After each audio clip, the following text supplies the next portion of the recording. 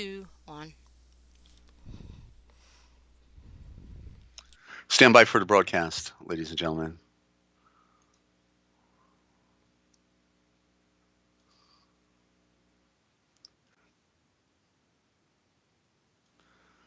Please note that the following views and the opinions expressed in this program are not necessarily the views nor the opinions of the Master Force Group, Free America Radio Network, our sponsors, our partners, and MFG is a private society. Nothing here is ever to be construed as hate, medical, and legal advice. And listen to the Forbidden History prime time 7 days a week right here on the realpublicradio.net, because hidden beneath the sands of time lies the greatest of all mysteries. It's the Forbidden History. Unearth for yourself the secret truths that lie hidden just beneath the surface below our feet. What is it that the powers that be do not want you or I to know? Come and journey with us as we explore and dare to know, because it's all right here, coming your way 7 days a week, somewhere out there around the world on the realpublicradio.net, Free America Radio History, Free America Radio Network, and Forbidden History Live. We'll get it right one of these days, ladies and gentlemen. Stand by for the broadcast. You did tell your friends? Get on that phone right now. Coming to you live from Studio Z at the Lighthouse in Central Ohio and Free America Radio Network in the land of dreams, enchantments, and nightmares. It's Forbidden History Live and the Book of Hebrews, the Lost Chapter of Acts, and a whole lot more. Still time to call your friends.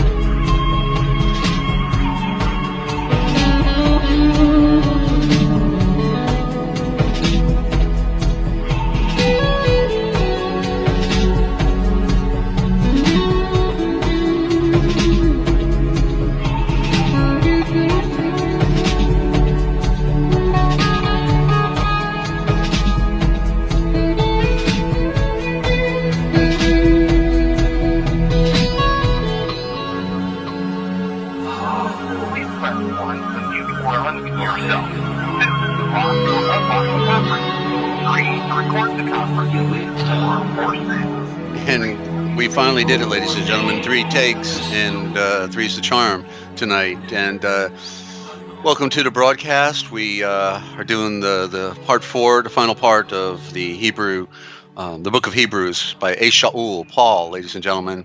And then Lost Chapter of Acts will be our cap off.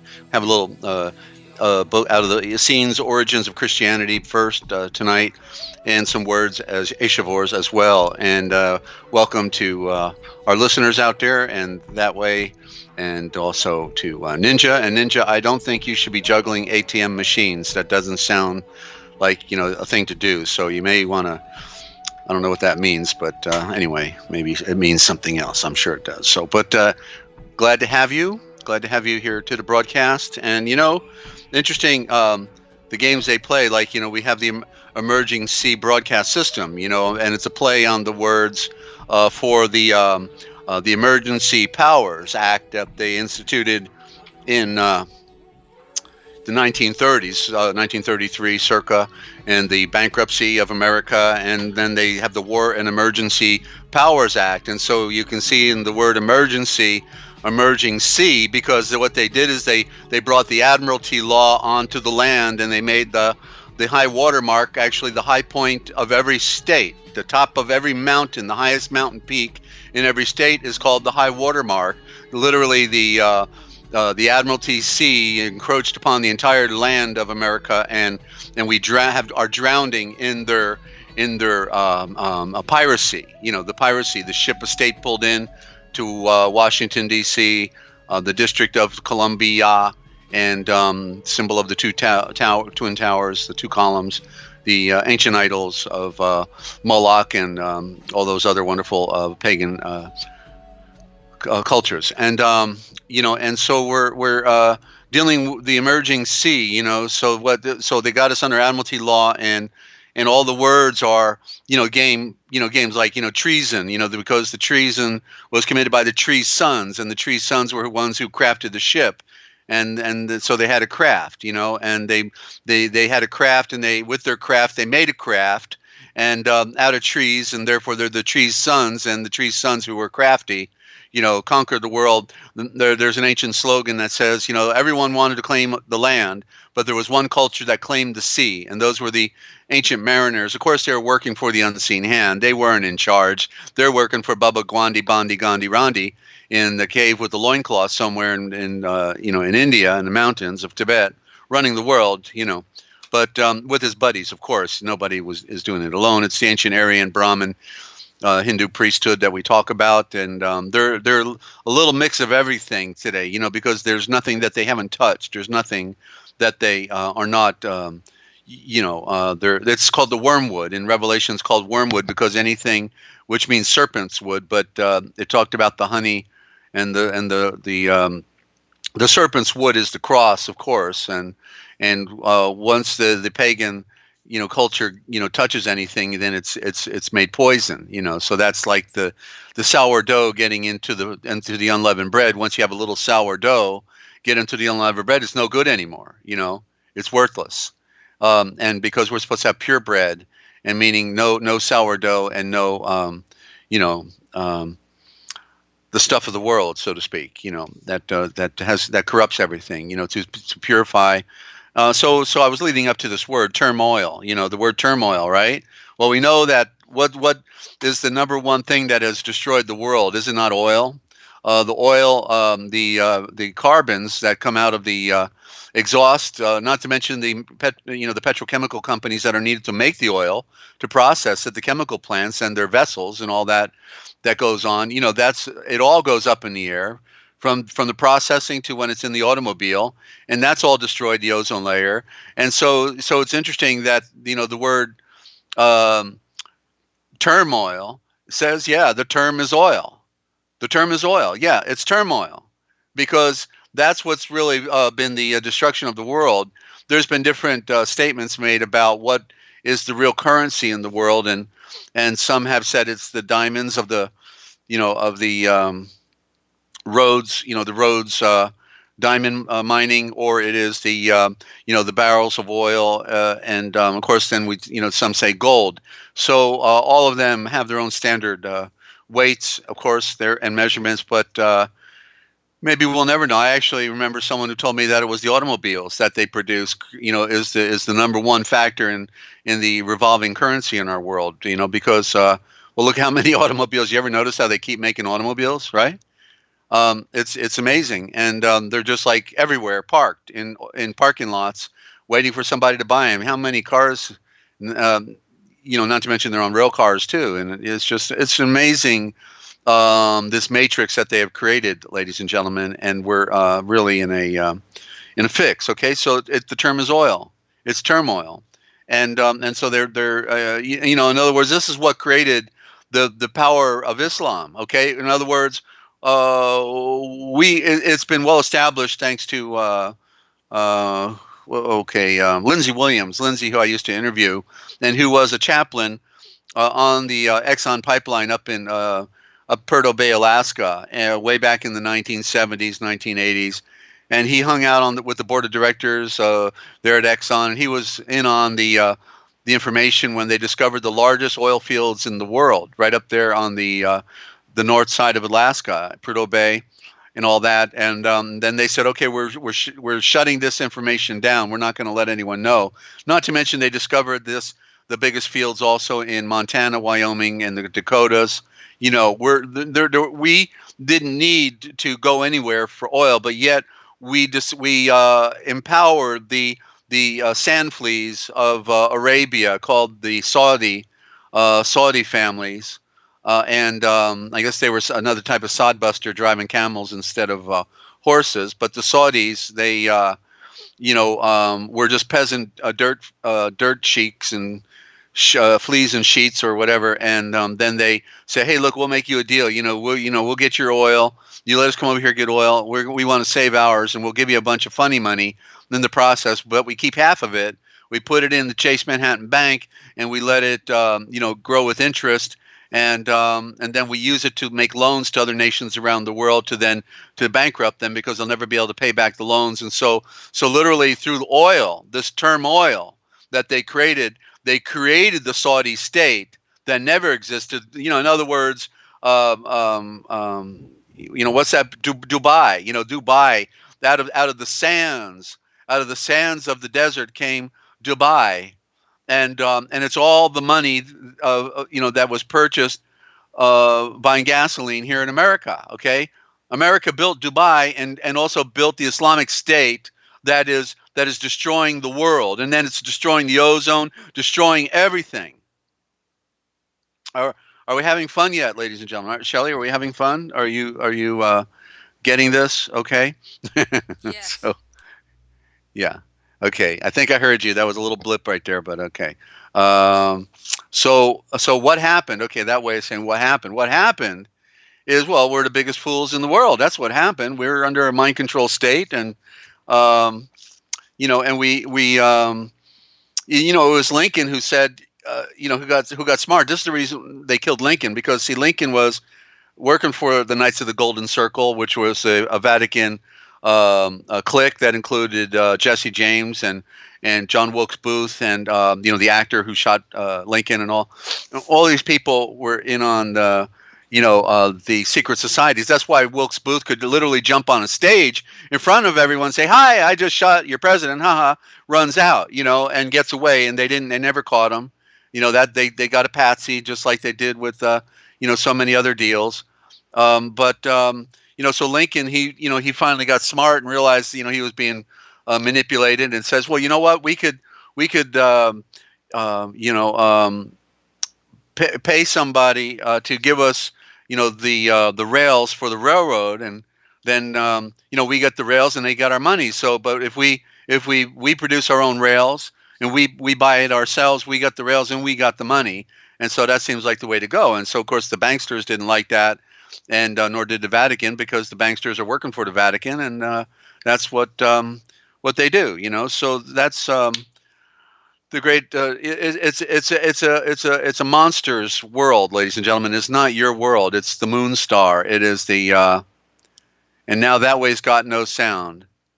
That way's got no sound. What's going on? Are we being sabotaged tonight, Shelley? Is that what's really going on here? That the disorder is actually having their way with us? Are you there, Shelley? Got sound here. Ninja's got sound. Okay, we have sound, Shelley. Thank you. Okay, so just that way doesn't have any sound. So it's on your end that way. Somebody give that way a heads up, okay, with a text. And all right. So images, ladies and gentlemen, they create pretty good images, don't they? I mean, really. Okay, he left and came back, and now there's sound. Must be me. Yeah, don't forget refresh. Whenever you're having a glitch, refresh, okay? Because that is the first thing to try, and then you'll get perhaps some help, okay? And I'm a little rusty tonight, because I've taken a few nights off, and I'm regrouping, and I'm trying to get a rhythm. We're just really about to bust out the gate, and do some production that I've been wanting to do for a long time. And I guess the good news about that is the more you chomp at the bit and the more you want to do it, and the more difficult it's been, then finally, you're going to get some good stuff out. And that's the objective. And I've got a lot of material. I have no end of material. And it always is going to come back to, of course, our spirituality, ladies and gentlemen, because that's all that it really comes down to. There's people, trying to, they want to fix the world, or they want to study everything, through a microscope or a magnifying glass or a telescope. But, the only thing that matters is looking inward. We have to look at the self. And remember, that was the classic presentation by Elihu, I believe it was, in Meitzar, Egypt, when Mary and Elizabeth took their little boys there and escaped Herod. And then for 3 years, they, were being taught. And he says, study yourself, because that is really where it is at. The secret and the mystery is within. And then by purifying the things that we say, the way we say them, and the things that we do, our action, by purifying and throwing everything off the ship that offends our conscience, hurts our conscience, because we know that we can do better, and then therefore your conscience is affected. And that's what Yochelleg said. He says, that our salvation is not the putting away of the filth of the flesh, but it's the answer of a pure conscience. Okay, pure conscience. That's what saves you.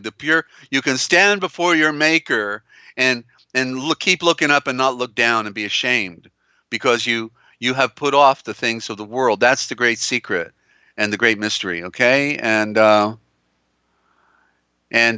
reading your notes there. Tomorrow, oh yeah, that's right. We have couldn't do Ninja today, and so Ninja Cat 111 tomorrow morning. No morning about it. We'll be on there at 10 a.m. Eastern time, approximate. Okay, so that'll be tomorrow, and I want to welcome our new listeners, if we have any new listeners out there. Usually, if they're not on the chat, then we know that we got some new listeners. And okay, and I'm just looking at some notes. Ninja said more practice for Desert, 10 a.m. Okay, there you go. Alrighty, and of course, this is the Hebrews. We got to go back to that other banner now and look at Hebrews, because we're going to be talking about that. I love that banner, the emergency broadcast system. I always feel like I'm looking up and there's still a little bit of water above me, and so classic photo. Shelley, don't know how you do it, but I'm just glad you do. Thank you. And so images, right? Images start in the mind, ladies and gentlemen. Images start in the mind, and gee, I'd love to get that quote. Where did I pull that out of? I'm gonna have to dig for that.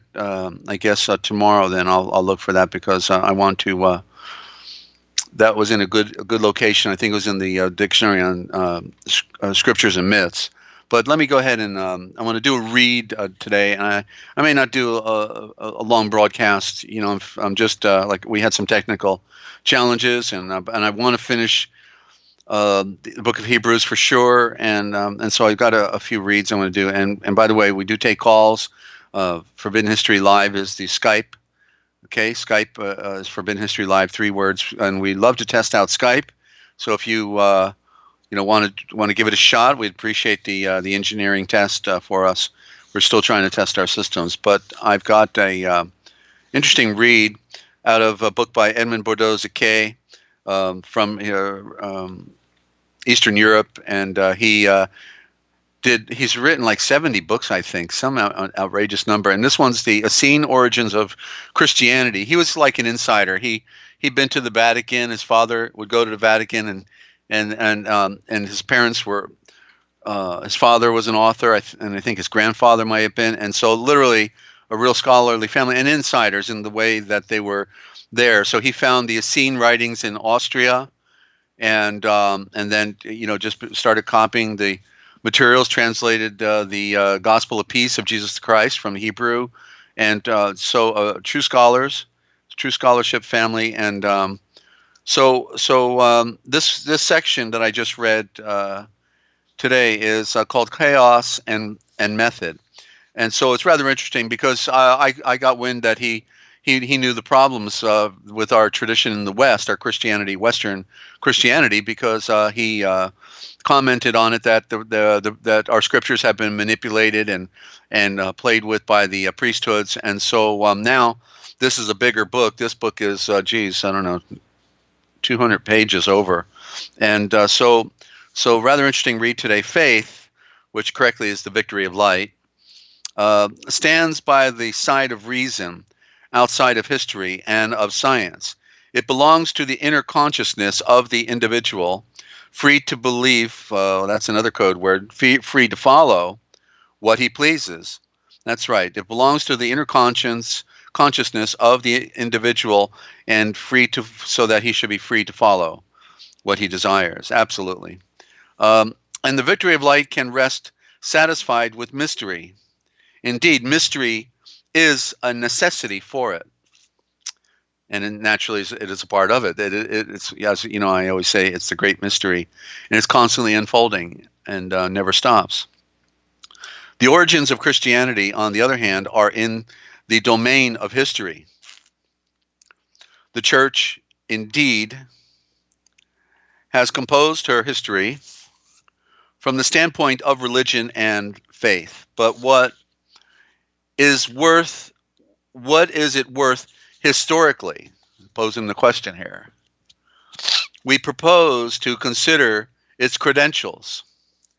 With the Christian faith, we have nothing to do. The religious and scientific points of view are not opposed to one another, and that's like where I'm talking about the real length of our world. You know how they said that the world was made in 6 24-hour periods, which of course is a literal interpretation of a corruption of our scriptures, because it looks, apparently the obvious seems to be true, that it was made in 6 great periods, which is what the original text meant. And the 6 great periods are like 6 billion years. Okay, think about it. The one who always was, always will be.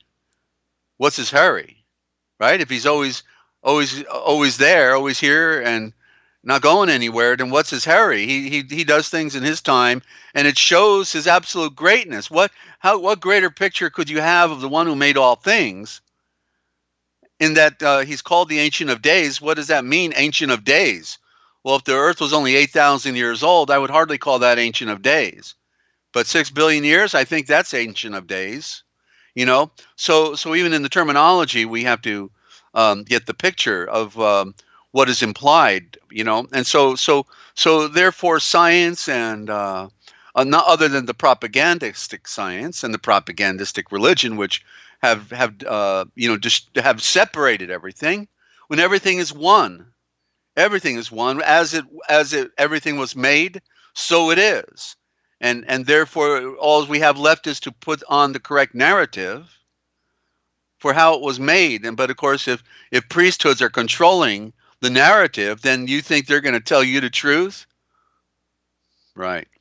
Okay, so with the Christian faith, we have nothing to do, and I'm not sure specifically how he implies that statement, but it's like to say he's separated from the Western dogma, maybe is what he implies.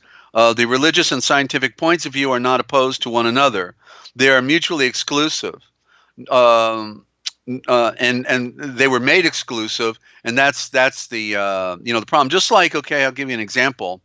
What created all the miracles during the Exodus, right? Where did all these, the river turns red, then people get boils on their body, and it's because that the river turned red because of iron oxide in the water, and this has been proven, by the way. Okay, and you got to watch Exodus Decoded, and then you'll get the scoop. And then the gas came out from the water. This happened in a lake in Africa, and the people got boils all over their bodies. And then another gas came out, and a low-lying gas that ultimately killed all the people. Yeah, thank you, Shelley. And but what created the cosmic event, or the geologic event that made all this happen? And it was the release of pressures underground, because at the very same time, the island of Santorini was exploding in the northern side of the Mediterranean. Okay, but yet all the times have been separated. They have the Exodus over here, and they have Santorini blowing up over here. When the truth is, they both happen at the very same time. And once you put them back together, then all the miracles make sense. That the sky became black, and then it rained fire and hail, and then all the other and things that had occurred. All of a sudden it all makes sense. Sure, it was a volcano. It was the greatest volcano explosion in history, recorded history. One explosion heard 5 times around the world. And so this is how they've done it. They separated the sciences when in the beginning the priesthood was the science. In other words, they controlled the star, watching the stars, and they watch nature. They're involved in metallurgy, or they're involved in selective breeding. All the things that they do in sciences, it was the priesthoods. Then they separated everybody. Okay, you go over there and you don't talk to these people over here. You go over there and you don't talk to anybody over here either. Okay, if you do, you lose your tenure. We're gonna take away your tenure. So that's how the game is played, ladies and gentlemen. It's the greatest show on earth, and they call war theater. Okay, nor can the ingenious, because they got everybody watching it, like a theater, nor can the ingenious denials of certain intellects, great but for this weakness, alter the facts that exclude each other. There you go. Reason permits no mystery. It must explain everything. Reason may not, like the exegesis of Renan, hide the barrenness of its criticism under cover of a wheedling and sanctimonious apologetics with a social and socialistic flavor, blah, blah, blah, or cast a glance in the direction of the devotees of Voltaire and the laity. They were laying down. Of course, they were told to take a break and don't get back up from laying down. Just take your pay. And criticism of it excludes faith, must satisfy reason. It must achieve something more. Faced with the facts of the life of Yeshua, the Moeshiach, commonly called here Jesus Christ, and with the explanation of the gospel mysteries, than to proclaim its own importance and bankruptcy. Otherwise, the fact of Christianity remains monstrous and incomprehensible. The method of exegesis is a bad one. Another must be found. Yeah, well, exegesis sounds like exegesis. I think they may even pronounce it that way. Go figure, right? Sounds like exercising Jesus or something. Yeshua, and I'm using the correct terminology here, not Jesus. Yeshua was sentenced to hang upon a cross, a Croatia, when Pontius Pilate was procurator in Utah. So says Tacitus. He ought to have added why Yeshua was condemned, but this he does not do. This bald statement is, and now mind you, I think this is one of the reasons I was reading this tonight, because you know how they say Yeshua is not a part of history, and that there's no evidence that he existed. Well, right here we get the fact that Tacitus, wrote about him. This bald statement is all that we have that has been left of Tacitus concerning Yeshua. Its purpose is to have a non-ecclesiastical witness.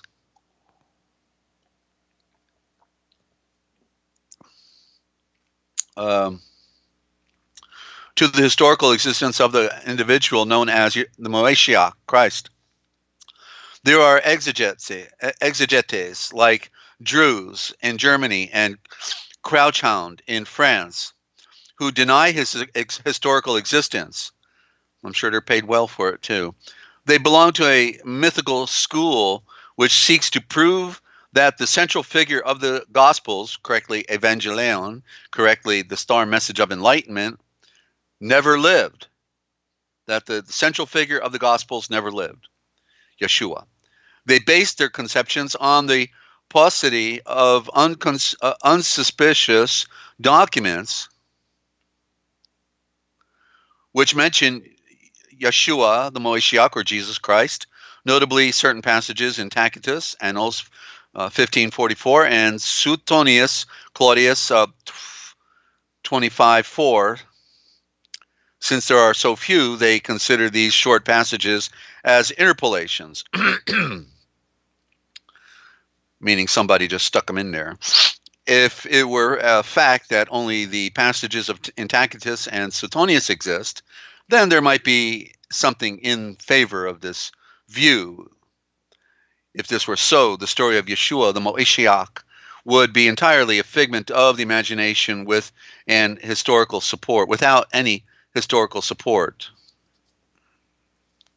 But an explanation has still to be found of the fierce controversies raging over non-existent characters. And if he did not exist, then why the series of literary frauds perpetrated by a multitude of authors who would have no justification for existence if Yeshua were a purely mythical figure? That's right. Why would they try to disprove something that was not true?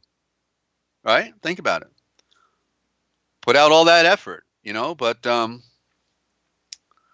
yeah. But of course, we can look at so much of the evidence, and I do it in the presentation every day I do it. How everything fits, how it came from the beginning, how he is the author of the universe, author and finisher, and only those who choose to be blind, well, he'll let them be blind. Go ahead, put those blinders on, and have fun. Go back to your dirt where you belong. If we examine these authors, we find that they wished not to hide the truth concerning a product of the imagination, for what would be the point of that, but to deceive people as to the historical significance and the true role, life, and career of the individual known as Yeshua, the Moshiach. If non-Christian documentation upon the central figure of the star message of enlightenment is scarce and scanty, it is not because that individual did not exist, but because the documents which concern him and which contradict the ecclesiastical account of the origins of Christianity have been suppressed. There you go. The followers of the mystical school have overlooked the destruction of the evidence. Oh, yeah, that's right. They're following the mystical school. That sounds like Freemasonry, a real disorder, a dysentery of sorts, I think. And they also appear not to have read Flavius Josephus, Lucian, or Apuleius, who were all well informed about the life of Yeshua, the Moshiach, about his revelations, about the names of Johannes or Yochanan, and about Yeshua bar Abba.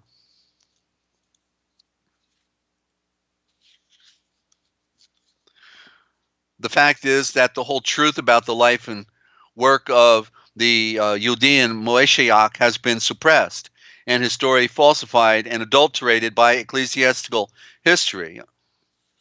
It's funny, that's what I've been saying all along. In the Annals of Tacitus, the problem of Yeshua is disposed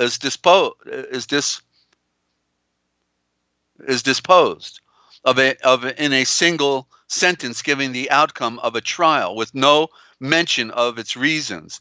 In order to solve the problem, we must apply something more than the method of literary criticism. We need to use the method of dialectical exegesis, which with its analytical precision is capable of solving the problem in all of its complexity.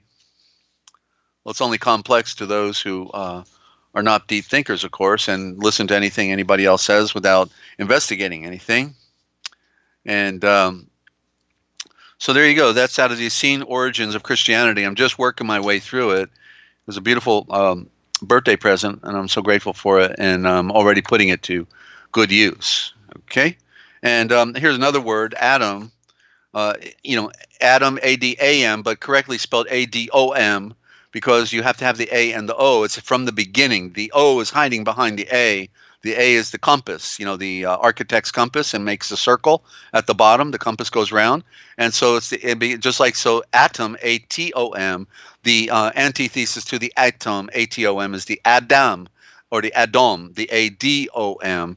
And so literally Adam, as it's spelled with two A's, A-D-A-M, means the eye of creation, but Adom, D-O-M, as we see the dome on the courthouses and on the Capitol building, and we see in the word dominion and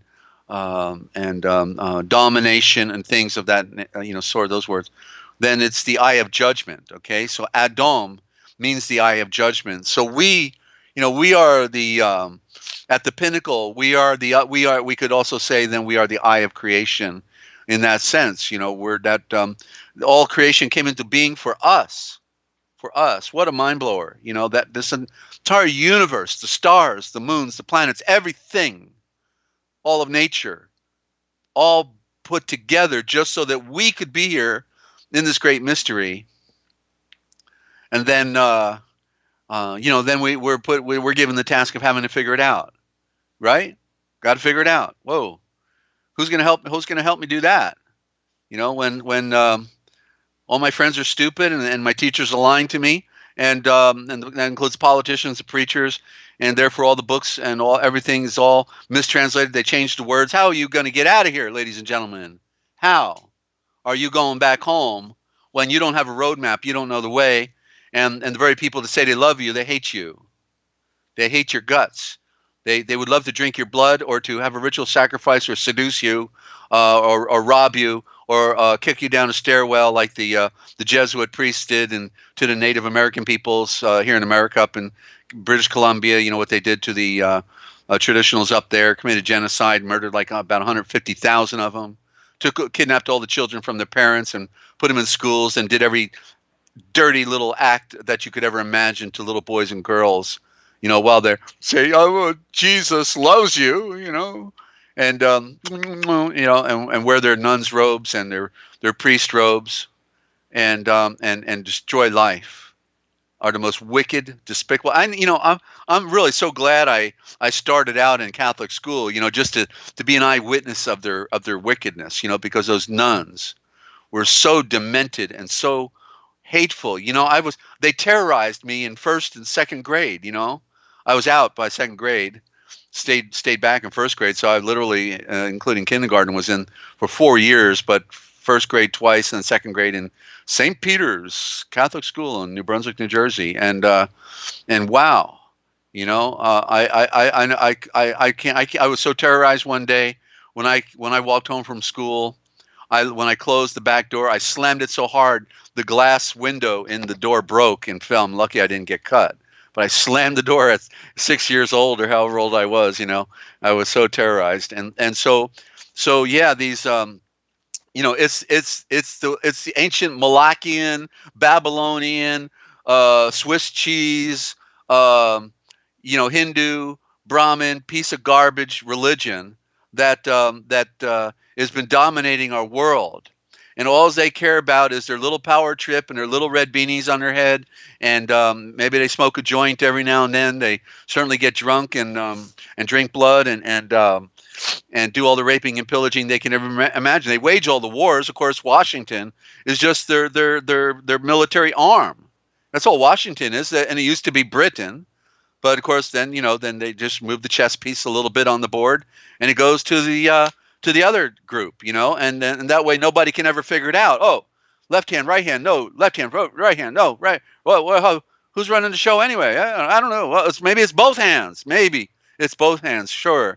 And there is no honest, legitimate government anywhere. Of course not. And then it's the government behind the government. And can we go to a break, Shelley? Maybe I need a break. I maybe got to go wash my face and go get a brain check. I don't know, but she's not talking to me either now. Oh, there she is. Okay, sure. Okay, let's do a break, and when we come back, we'll go to the Book of Hebrews. Let's get it done. Okay, it was bugging me that we didn't finish that book yet, and it's my favorite of all the New Testament books is Hebrews. Okay, so thank you, Shelley, and thank you for all of you tuning in. And there's our 6-pack again. I can't get over it. I just said we got to stop the 6-pack, and we got to go for a 12-pack. Okay, so let's do that. I'm Dezert-Owl. Glad you're tuned in. Hope you did tell your friends. Okay, because after all, you want to know. That's why you're tuned in. And let's have a revolution in thinking, okay? Because we got little time left. Don't you know it?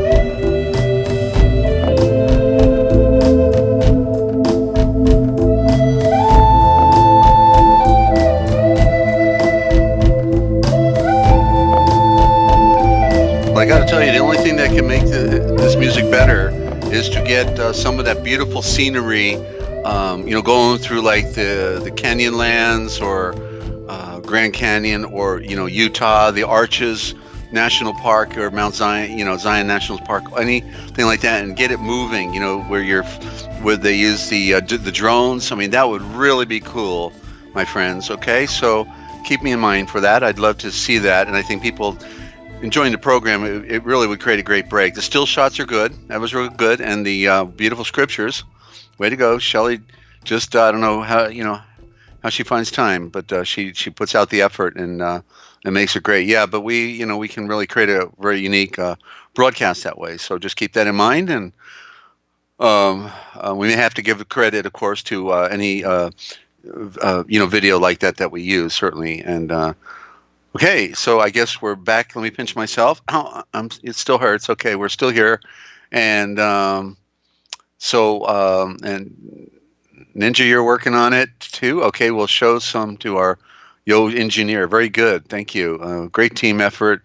I'm so grateful for the very few listeners we have, because you're all diehards and dedicated, and you get it. I'm so grateful that somebody else gets it. It was really rough being alone with this, ability to interpret the Indo-Germanic, and then nobody cared. Nobody. I just fell flat on my face. Discovered the truth and the code, several codes. Of course, we got the Indo-Germanic, then we got the priesthoods code, and then it's like, okay, but I could put it on a silver platter for people, and even then they don't want it. No, they like their King James version. I like thee, thou, and thou, and bless and blast.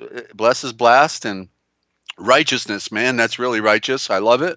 Righteous, and they don't get that these are code words, just like behold and lo and a whole lot more. Gospel, they tell you right in the word gospel, go spell, and nobody does. I did.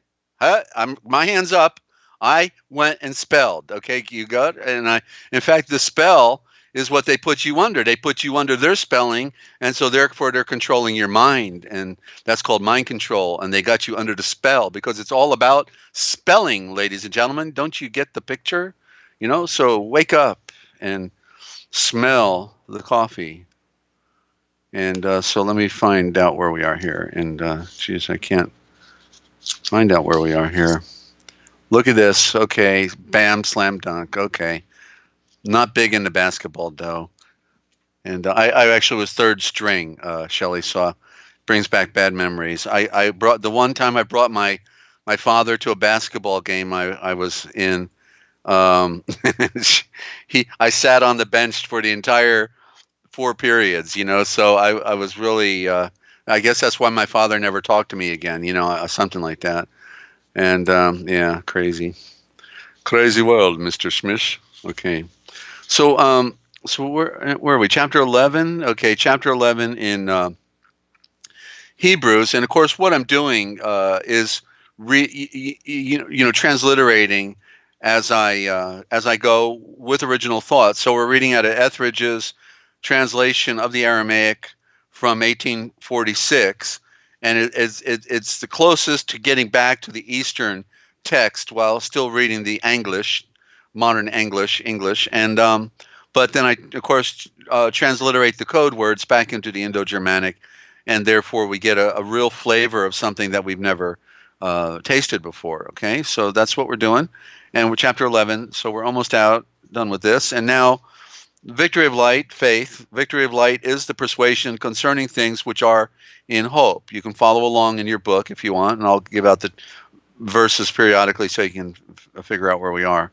Concerning things which are in hope, that's the opening, as if they were in reality, and a revelation of those things which are not seen.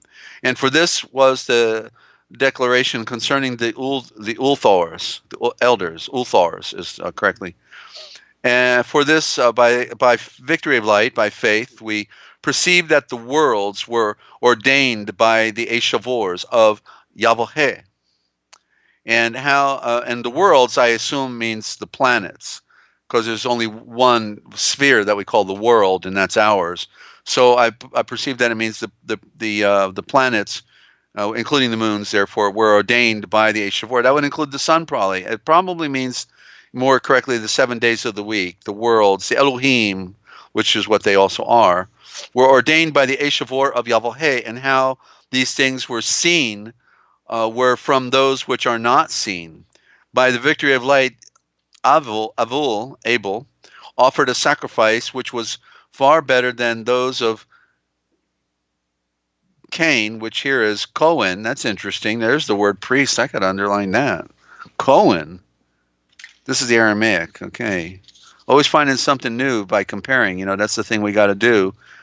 You got to see and read it for ourselves. We got to plow the field. We got to work at it. You know, rightly divide the word of truth, and then add it up again and see where it goes. And because of it, there is respecting him a testimony that he was perfect in the flowing light, righteous, and Yahweh gave him witness concerning his oblation, and on account thereof also while dead he is speaking about Abel.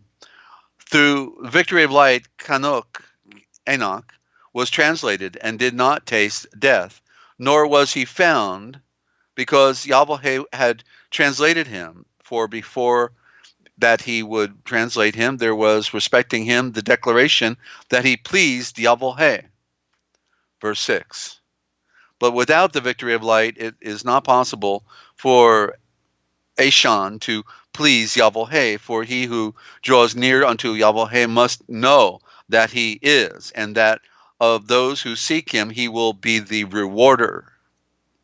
By the victory of light, Nuch, that's correctly Nova, when spoken with upon those things which had not been seen, feared, and made him the ark for the salvation of his family, by which he condemned the world, and was an heir of the perfection in the flowing light, which is by the victory of light.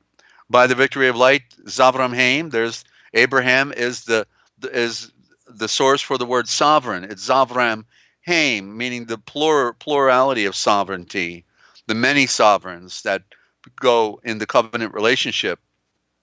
By the victory of light, Zavram Haim, when he was also was called, heard that he was to go forth to a place which he should receive for an inheritance, and he went out, while he knew not whither he was going. By the victory of light, he was a sojourner in the land that was promised to him as in an alien state, and dwelt in the tabernacle with Ashiach, Isaac, and Yochelleg, Jacob, sons of the inheritance which was his by the promise. For he was expecting the city which had foundations, whose builder and maker is Yahweh.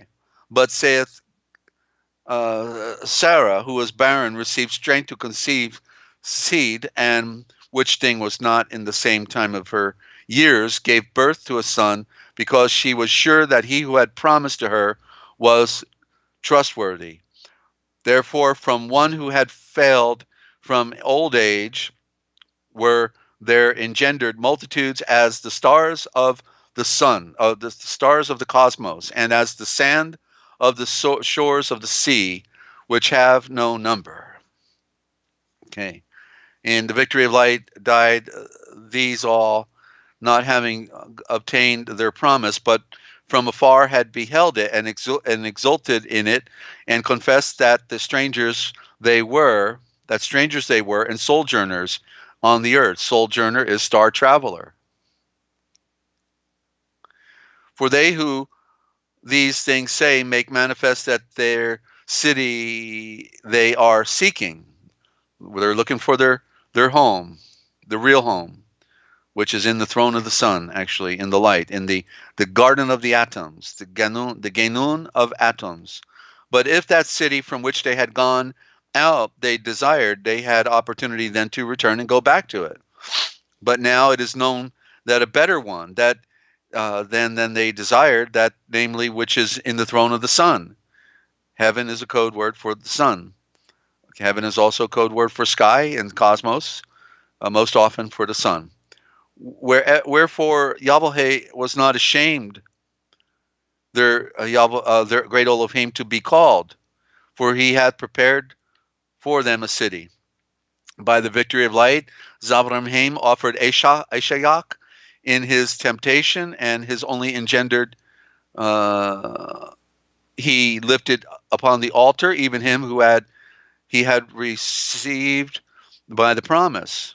Yeah, and then he was told to sacrifice him, and then he didn't refuse. What a story! The best account of it is in Josephus, actually. For it had been said to him, "In Eshayach shall be called to you the seed line." For he thought within himself that Yahweh could even from the dead upraise him. And on account of this, in a similitude he was given to him by the victory of light in that which was to come. Eshayach endowed and enlightened and separated Yochelleg and Eshayah. By the victory of light, when dying, Yochelleg in Barucheth endowed and enlightened and separated each of his Zans, sons of Oleshaphe, and that's Joseph, and paid homage upon the head of his staff.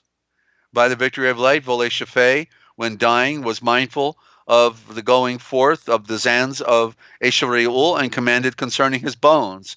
By the victory of light, the parents of Moesha concealed him when he had been born 3 months, because they saw that he was a perfect seed, and they feared not the edict of the Malachim.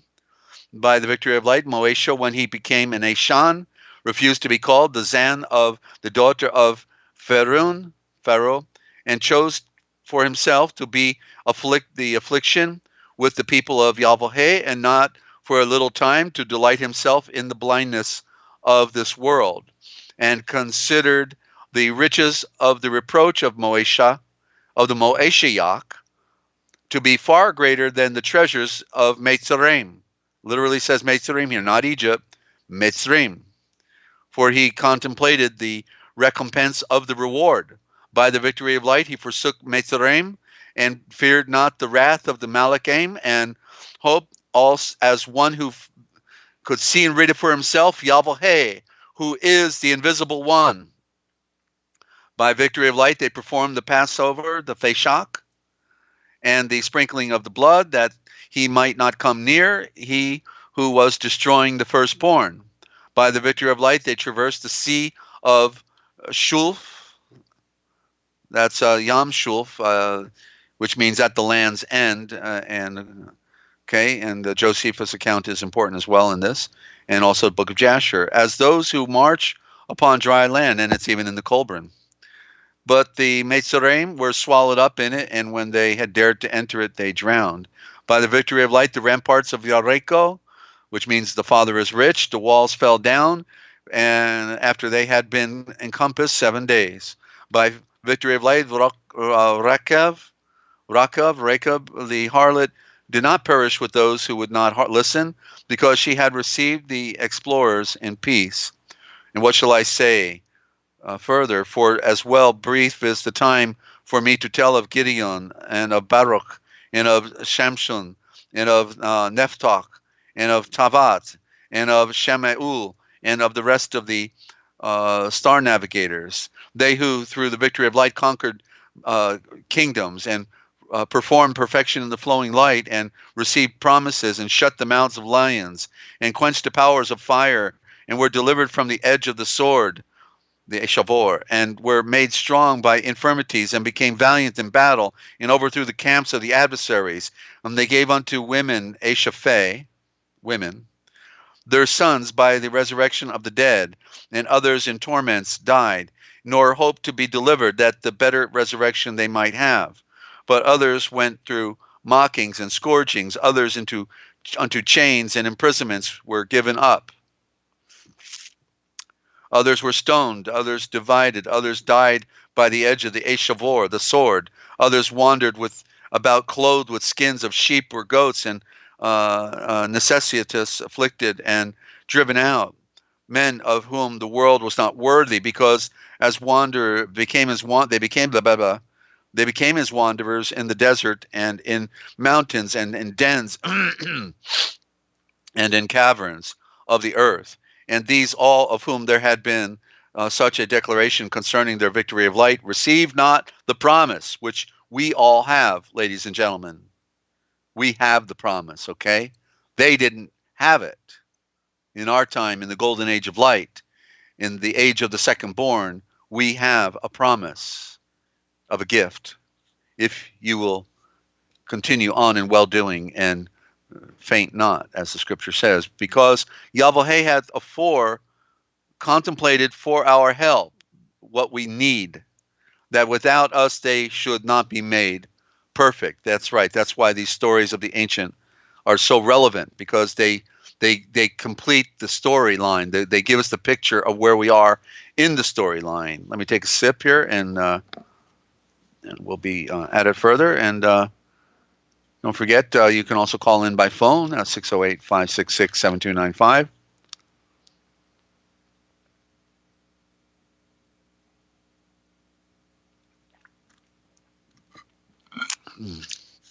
Nothing like getting old in this world, ladies and gentlemen. Nothing like it. Oh, geez. You know, you look at people and that are just living the life of that's been handing us on planet Earth. And when you realize everything's been adulterated, you know, all the food, all the everything, water, air, right? You know, and you can see it in the society of people as a whole. You know, the people are they're really looking bad, and it's really very sad, because they have no idea, you know, no idea that that the world, the products that they're purchasing are just you know, poison. Today we're eating poison, and it's so sad to find out, you know, when benevolence was supposed to rule. Instead, the darkness rules. You know, the darkness rules. So we've got to shine some light, right? We've got to shine some light in order to be able to find our path out of here. That's all it comes down to, you know. So chapter 12 in Hebrews, where for this reason we also, having all these witnesses who as clouds encompass us, will set ourselves loose from every weight and the blindness which at all time is prepared for us, or the darkness here, it would be darkness, and the darkness which at all time is prepared for us. Let me take a note. I'm transliterating while live on the broadcast from Studio Z. Darkness. This one, when I start the transliteration, when I compare the different translations, I've already got my notes going, you know, and that helps me out. But we're trying to get back to the original thought, which is the name of the translation project is the Original Thought Transliteration Project, and that's what is original is first, and we take it all the way back. Okay, we go back to what was breathed into Hadam in the nasal, which is what Nazare implies, the ray of light that was breathed, and the darkness which at all time prepared for us. And for the perseverance we run this race which is appointed to us. And let us look unto Yeshua, who has become the Kayav and the perfecter of our victory of light, who for the joy that was before him endured the burning tree, which is another term for the cross, the burning tree. Why? Because the pain is so great that it's like fire. It's the test of fire, right? So it's called the burning tree, also called the curse. Unto shame delivered himself, unto this shameful destruction of the flesh he delivered himself, is another way to say it. And at the right hand, which means by the power of and the throne of Yahweh, he has sat down. Okay, he rules. Sitting means he rules the universe, not just our solar system, not just our planet, not just the atoms, the universe, from every atom to the entire universe. Wow, what a mind blower, huh? Verse 3. Consider therefore how much he endured from the blind who were adversaries to themselves, that ye weary not and nor fail in your shuls, your souls. And ye have forgotten the instructions of him who, as unto little ones, hath said unto you, my zan, my son, contemn not the discipline of Yahweh and the healer in sunrise, and let not your soul fail when by him you are corrected. For whom the Yahweh loves, he chasteneth, and scourges those little ones in whom he takes pleasure.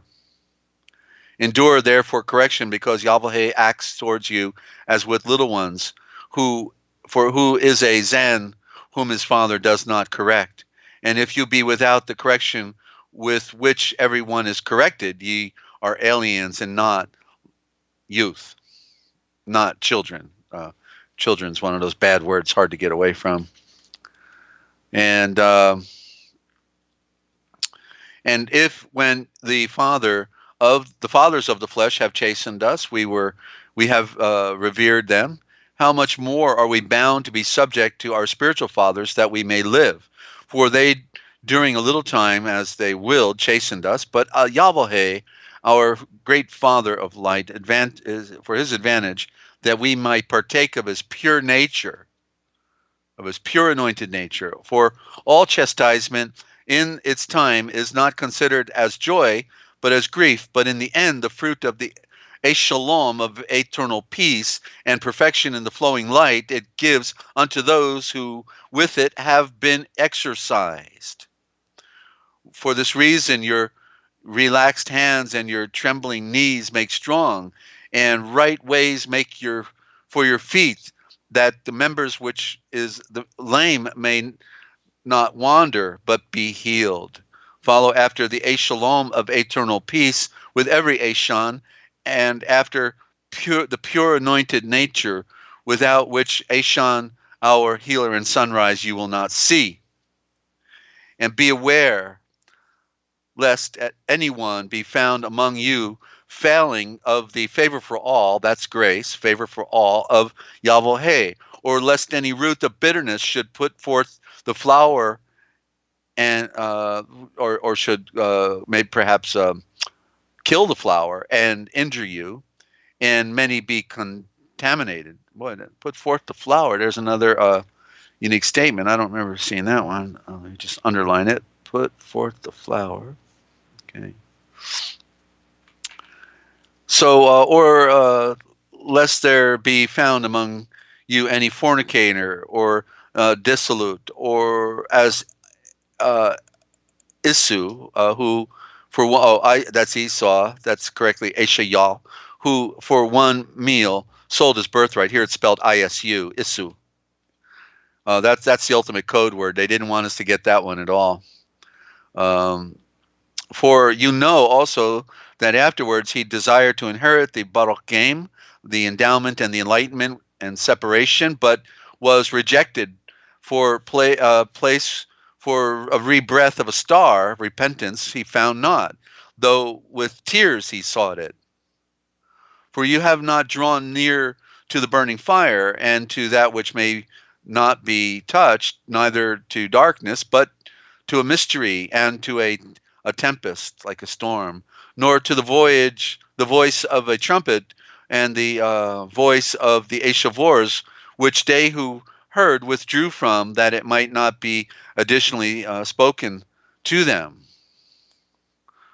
For they could not endure that which was commanded, as for if an animal should approach to the mountain, it was to be stoned. And so terrible was the sight that Moesha said, I fear and tremble. But you have come near unto the mount of Zevon, and to the city of Yahweh, the living one, to the Yerulei Shalom, which is in the throne of the sun, and to the congregation of the myriads of royal messengers, and to the perfect circle of the called out ones, of the of the firstborn ones who were written in the throne of the sun, and to Yahweh, the Yudke of all, the focusing light, and to the Ashes Fares, the spirits of the perfect and equitable, or the just. That would be the light, I guess. The light that was perfected. There you go. Because we are all a product of light, and therefore it is merely the light that is perfected.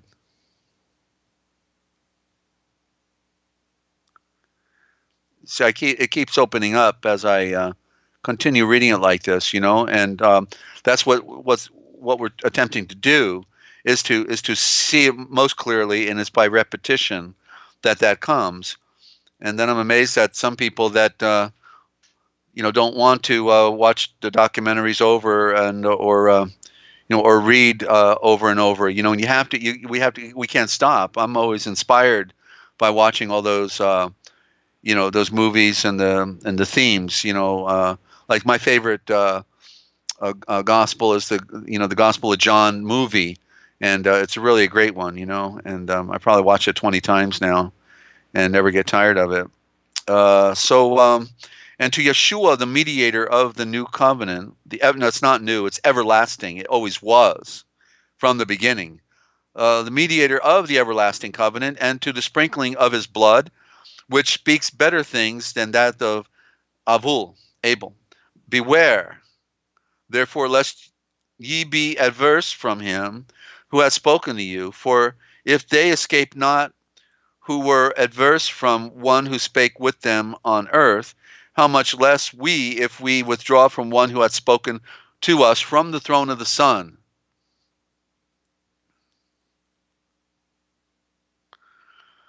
Excuse me. But that which he hath breathed once shows the final changing of these which are moved, because they are made that those may remain which are immutable.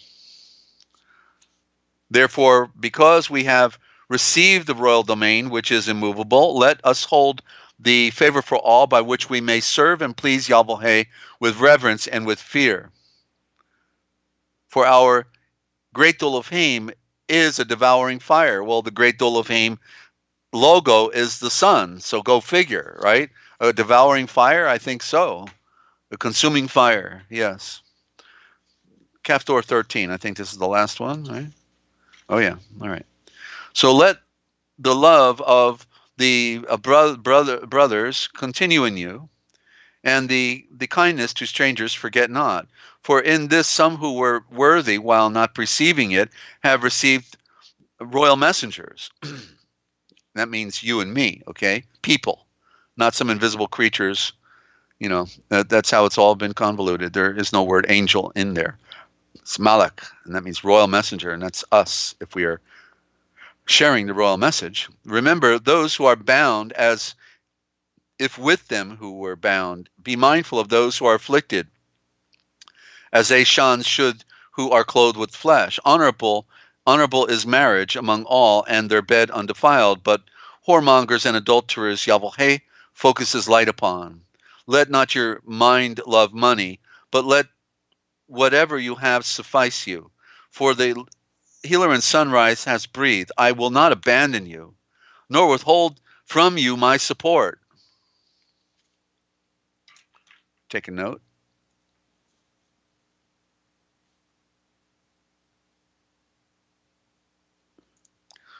And it is ours to say confidently, my healer in sunrise is my helper.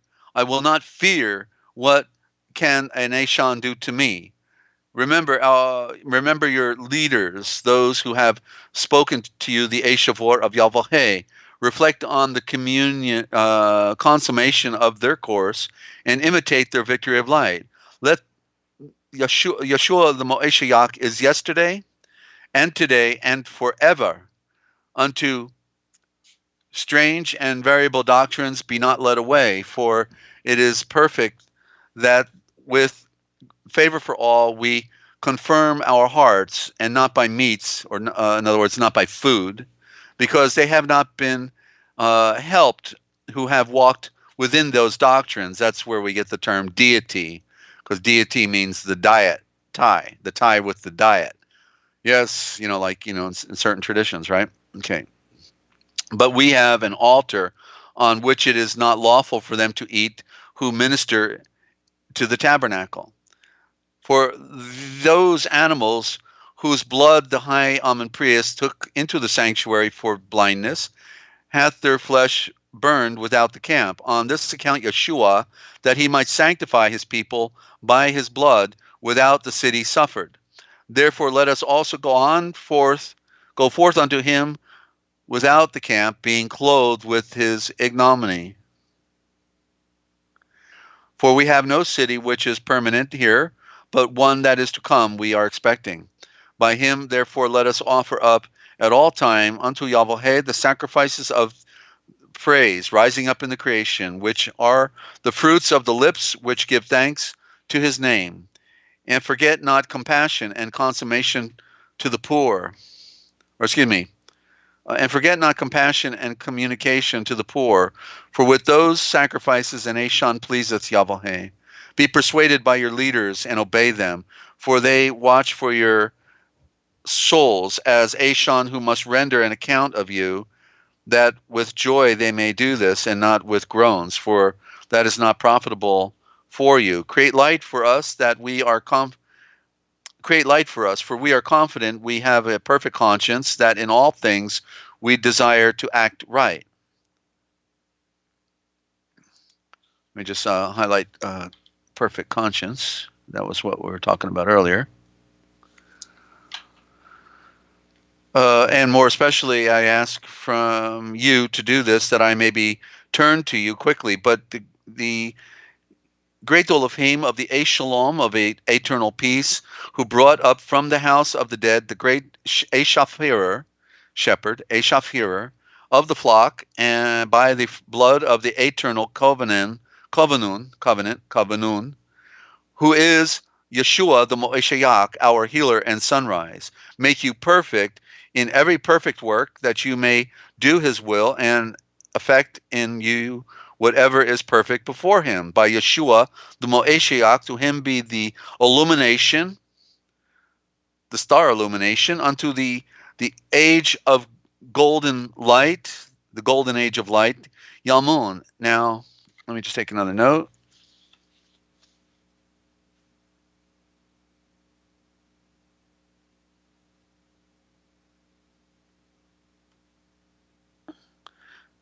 I know it's rough to do on the broadcast, but we are the Real Public Radio.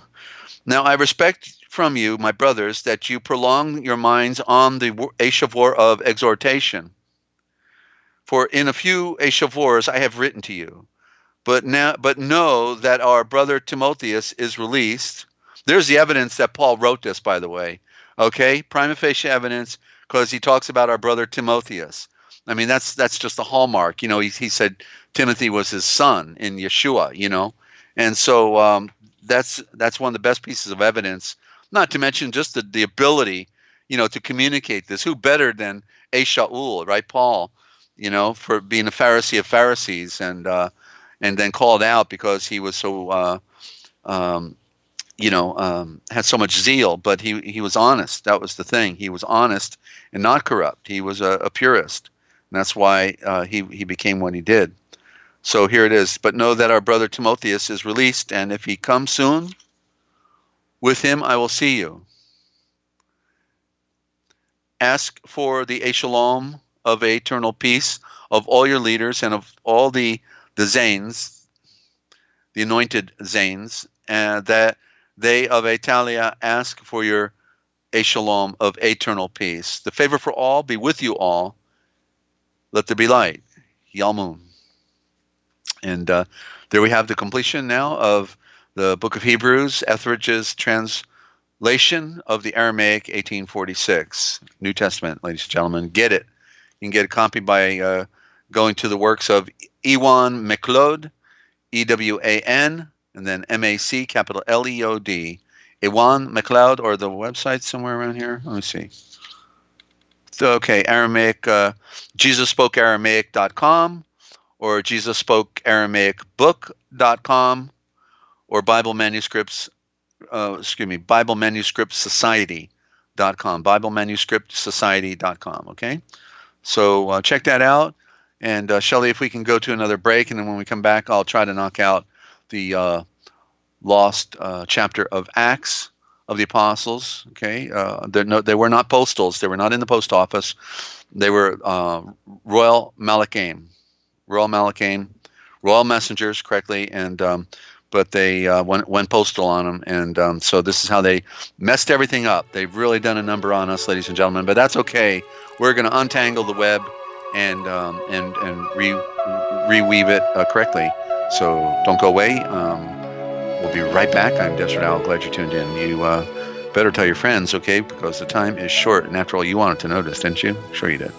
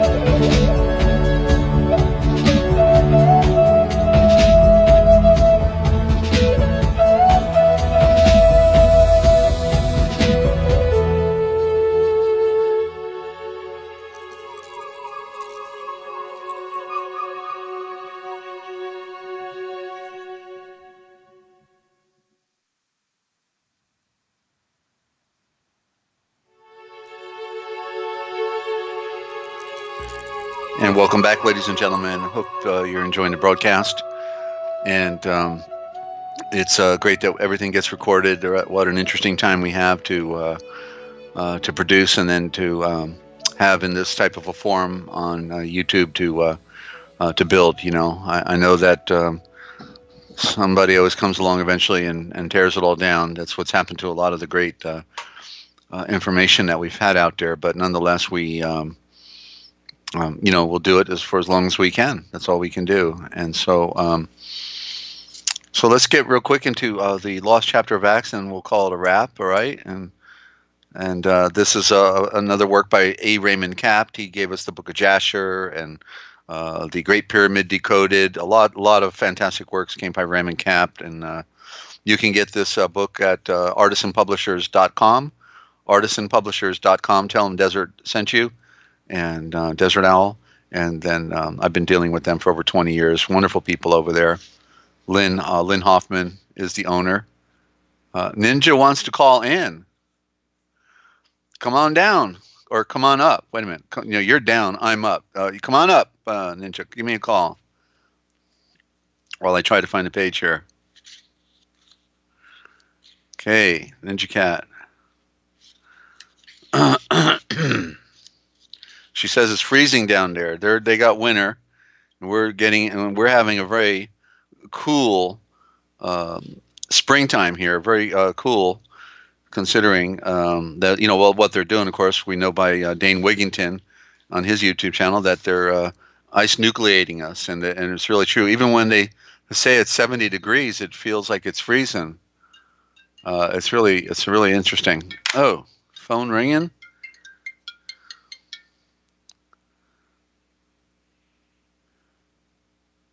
Ninja Cat, come on up. How are you doing? G'day. Not that great, does it? That's why I needed to call in. Oh. I need to connect. Okay.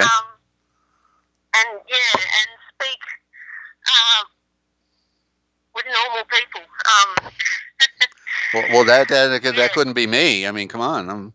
I think I'm Abby Normal, right? Abby Normal. Ave Normal. Ave. Never mind. I just, got to cut up a little bit, all right? All right, what's up? What's going on? I can hear it in your voice. I don't mean to be remiss on the live stream, but this is the only chance that yeah. I can speak with you before the Chronicles. Uh-huh. I'm sorry. That's all right. Breathe deep. We're all friends here. And I'm just overwhelmed. I'm really grateful for the connections we have. I really am. Yeah. Is it just all the pressure of everything? I mean, I know you're politically persecuted. You got a state medical profession that is the worst on the planet, next to India, I guess, and that they've enslaved you to take care of your mom with no help, and a sister that hates your guts basically and is using you, and so you're not in very, and you have no time to take a break, and you're yeah. So what? Anything worse than this?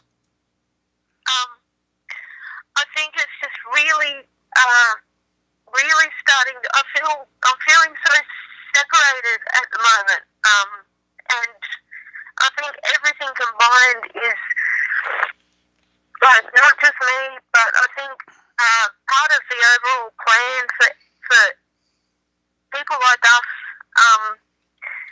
is to be driven insane, so that we snap and we're in complete darkness. Sure. And that's what I feel like they're trying to do.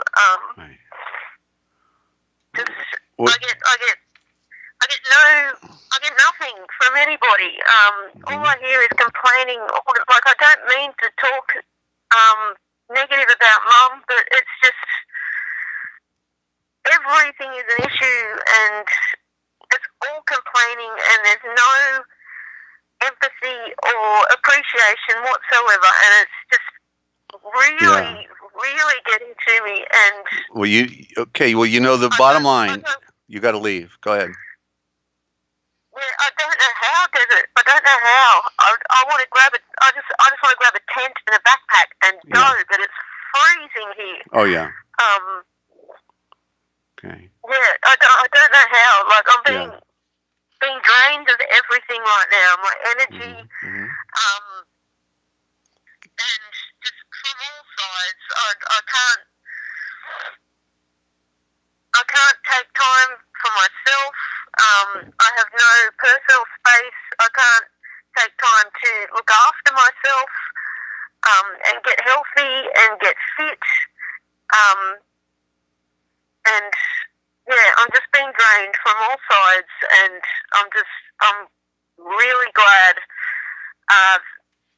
at the same time, that I know the truth, because I know this is temporary, and part of this is to get closer. Mm-hmm. Yeah, and yeah, so I've run out of words. Okay. I'm trying to see the positives, because I wasn't feeling it while I was listening to the stream, and the more I wanted to feel it, the worse it got. So yeah, I'm just trying to look for the positives right now. Mm-hmm. Yeah. Mm-hmm. Okay. And give me an audio check on Ninja so I know how it's coming through. 10 being best, please. And then wait, I think I've got my technique for getting it near the microphone here. Oh, it's a 9. That's pretty good. Thank you, Shelley. So yeah. So you're it would be, you know, it would really be great if you could find somebody that wants you to sit there for their house. You know, sometimes there's houses available. They want someone to, or to, you know, because they got animals and you're going to sit for their animals, and you've got to look for an opportunity. You create light to Yeshua that he can provide an opportunity, and then you give 24-hour notice and you're out of there. That's the only logical way you can look at this. You know, that's the only way. There's got to be an opportunity out there. You've got to be looking for it. You know. Yeah. Mm-hmm. Yeah. Okay. Yeah. I know. Thank you. Mm-hmm. Just everything is just piled up. Yeah, it's just really overwhelming. Thank you for putting it more. Thank you for keeping it simple. Well, that's a simple answer. It's just that money is always the issue. But remember that if you trust Yeshua, even if you went homeless, he will open a door. The door will open for you, and that's the difference between having a covenant relationship and no relationship. You see, because he, like we just read tonight, in one of the verses I was reading, it says that he will never let you go hungry. He will never abandon you. He will. It doesn't mean we're not going to tough it out, or you know, feel a little bit of emptiness in our belly for a day or two, perhaps. But nonetheless, the food will come in a mysterious way. You know, it will come. So the opening for a place to stay will come. So you try to do things with a good planning, because that's wisdom. But even in an extreme situation where you just had to go, you know, that he will make a way. You have to go, as they, you know, classic statement. You have to step out in faith. So you just have to know and trust.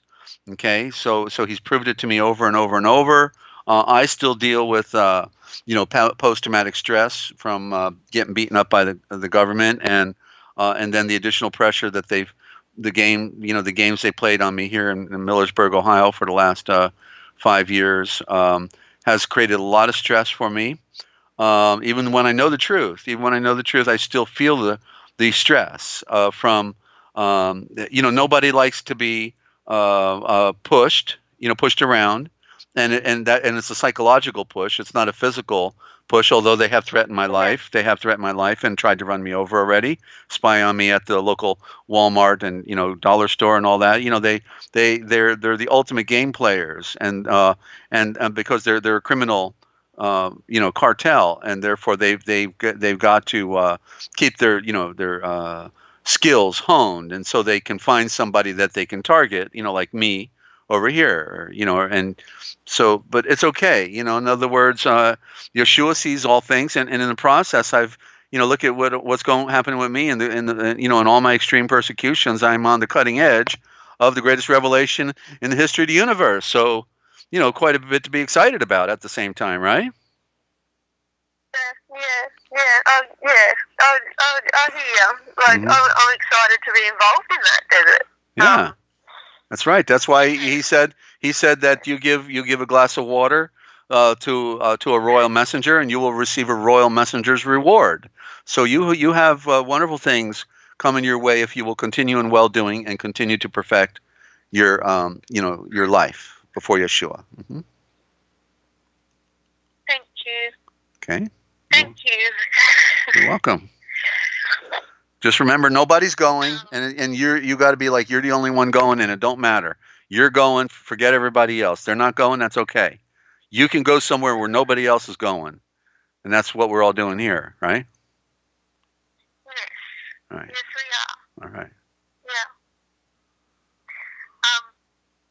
There was something interesting at the start of the program, Desert. I'm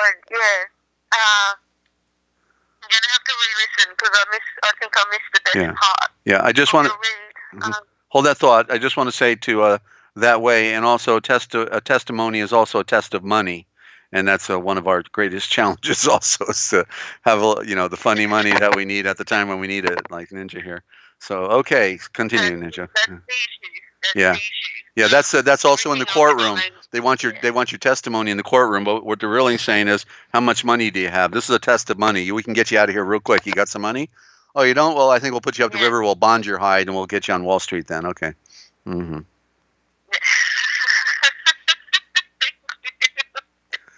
Blah, blah, blah. Thank you. Yeah. Yeah. And when before you're going to go up the river, they're going to sentence you. They're going to give you a sentence and see how you answer it. And of course, nobody knows about allocution and responding to that final sentence.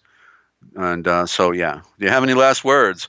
Well, yeah, actually, Judge, I'd like to get home at noontime and watch. But you want to sentence me? Okay, read it to me. Let me hear it. It's not good. I know it.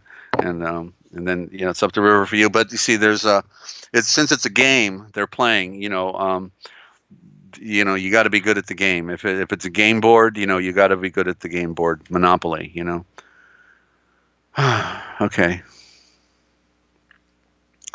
Yeah. Mm-hmm. Well, my secret was I created my own bank. When I was playing Monopoly. That way, I took control of the board. All right. I own the bank. Yes, can I help you?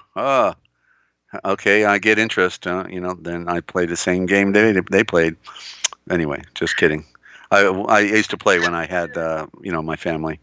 And, yeah, we used to play Monopoly too. Mm-hmm. Yeah, I wasn't very good at it, did it? They have an Australian version of Monopoly? No, it had all English. American. English places. Yeah, Boardwalk, Atlantic City, and all that. Yeah, okay. No, it didn't have Atlantic City. Okay. It had King's Cross Station, and just all English. It was English version. You mean a British version? Yeah, yes. Oh, yes. I didn't know about that. And so when you pass go, you collect £200 instead of $200. $200. We had we had the $200. Uh-huh. But all the property around the game board were English. Really? Places. Yeah. Okay. Yeah, I'm trying to remember more, but I can't. That's all right. We're doing a radio broadcast. We better get. You were going somewhere, and I think I diverted you. And now we're talking about Monopoly, so we better get back on track. Were you? It's all appropriate. We're. It's all appropriate. Oh yeah. All right. Yeah.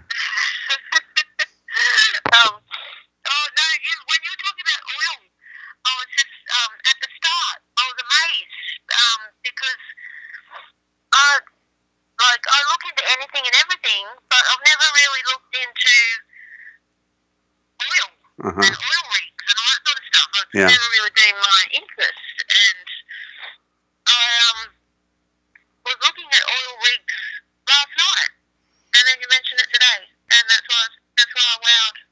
thinking that I did put a video up with a weird thing in the ocean that I don't think was an oil rig, and that's what inspired the research, seeing this weird thing in the ocean. Yeah, and just what you were saying about oil, it makes sense. It makes sense, doesn't it? So thank you. You're welcome. Yeah. All right. Okay. Well, there you go. It's a deep political science, and I've made it part of my study. You know, I just wanted to figure out how the world's being operated, and being a political activist was a profound way to get direct insight into all that. And so I just never stopped studying. It doesn't do much for your social life, but it is required if you want to know the name of the game. Not be fooled anymore. So yeah. All right. Yeah. All right. Well, thank you for putting up with me today. Okay. I wish it could have been a more positive phone call. That's all right, but we're going to have you tomorrow at 10 a.m. my time, right? Tomorrow, Thursday? Definitely. All right. Yes. Well, when we were kids, we used to say finitely, man. That's how we used to say it. Oh, okay. Okay, sorry. Finitely. Finitely. I can see it. Yeah, I see it. I can see it. Yeah. Yep. All right. The Forbidden History Chronicles on Ninja Cat 111. Yeah. Yes. Okay. Then, and thank you. Right. Thank you. All right. And we all have an amazing connection, and it's real, and wow, it's just amazing. Okay, Ninja. Well, very good. Just we're all feeling it in one way or another, and we're the clock is ticking. It's almost over. So no matter how we look at it, nothing in this world is permanent other than the truth. That's it. Sorry, my phone just went all funny. Okay. Yeah. All right. Yeah, thank you. And I can't see the chat at the moment, so okay. I just want to say it's still there. Yeah. Okay. I was going to say love you guys. And thank you, Desert, and let there be light always. All right. Let there be Zorain. Let there be Zorain. Yeah. Is that right? Zorain. Yeah. Yeah. Zore. Azor is a sun. Azor. Let the Azor bring forth the Zore. The Zorain. And actually the N, is there. Zorain, because it's that which is coming down. The light is coming down. Zorain, like rain. The rain is falling, but it's light particles. Let there be Zorain. Yes. Yeah. So when would you say Zore without the N, or is it always with the N? Well, it can be used interchangeably. The foundation of the word is there, So it's just knowing the symbols. The N is a prime definitive for that which comes down, sliding. The sliding board in capital letter N. Yeah, we're getting close to doing the alphabet, and I'll go through all the alphabet. So that's right around the corner now. I'm getting close. So I still got a lot of stuff I got to get together. It's just I'm almost there. Okay. I've learned not to be in a hurry. With all the stuff that's happened. I mean, what's the point? I'm just taking it one day at a time, and I know that we're getting near. All right. Yeah. All right. Cool. Okay. You're cool. We're hot up here. Yes, we are cool. Very good. Yeah. A bit more than cool at the moment. Right. Freezing. Absolutely freezing. A sunny day. So that is good. All right. Yeah. Okay, then you be well, and we'll look for you in approximately 10 hours, give or take. All right? Okay. All right, Ninja. Thank you. Yeah. Sorry, I'm out of words. All right. Right, can't wait. Please tune in. And, love and prayers always to everybody. Love and light. All right. Always. All right, Ninja. Okay. Peace and love. Bye-bye. See ya. Bye. Okay, that was Ninja. And I think what I'm going to do now, ladies and gentlemen, is we're just going to wrap it up. I'll do the lost chapter of Acts. We'll do a cliffhanger and perhaps I'll do it in tomorrow on with Ninja. Okay, I'll make that a point to share. And so we're working out the bugs still, and we're almost there with our broadcast. And so we want to thank you for tuning in, and grateful for everybody out there. Okay, so it's a tough world. Always feel free to call on the side. Phone number 608-566-7295. 608-566-7295. So we'll be back tomorrow at 10 a.m. And then, let's see, Friday evening, 9:30. We're going to push the weeknights to 9:30 p.m., okay, Eastern time. That way Shelley gets a little more time to prepare and eat before the broadcast. We got time differences we're dealing with. So, all right, and I'm Desert Owl telling you, don't forget, if you want to know the future, then you just simply need to look for the Forbidden History. And because we're all doing time, and it doesn't matter whether you're on the inside or on the outside, because we're all doing time. And for some of us, like Ninja, it's hard time, and we're never going to get over the pain. We're just going to have to learn how to deal with it. And that's what we do right here, ladies and gentlemen, on the Forbidden History Live. Okay? So bring it on. Love to hear from you.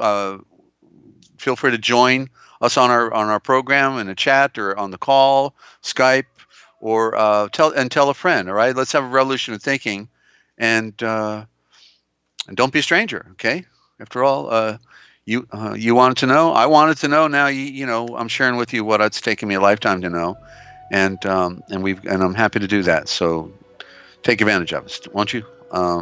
Desert Owl, signing off. Thank you.